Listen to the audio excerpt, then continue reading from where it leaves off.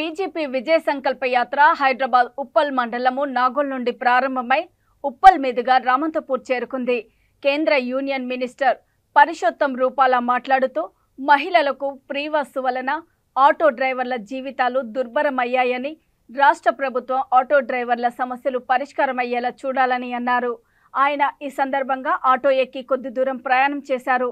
మూడోసారి ఢిల్లీలో మోడీ ప్రధానమంత్రి కావాలని, పార్లమెంటు ఎన్నికల్లో బీజేపీ గెలిపే లక్ష్యంగా విజయ సంకల్ప యాత్ర కొనసాగుతుందని తెలియజేశారు.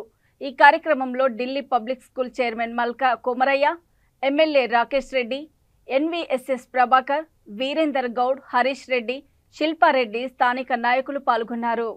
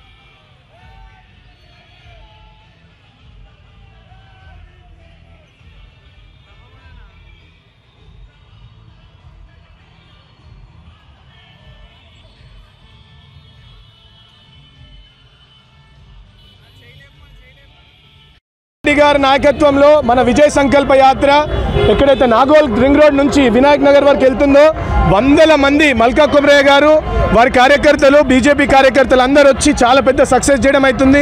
ఇవాళ ఈ నాచారం దగ్గర కొన్ని వేల మంది వచ్చి గజమాలలు కానీ పూలు కానీ వేసి మోదీ గారి నాయకత్వం మూడోసారి రావాలని చెప్పి అయితే పాదయాత్ర కొమరయ్య గారు కూడా స్టార్ట్ చేసిరో చాలా పెద్ద సక్సెస్ అయింది.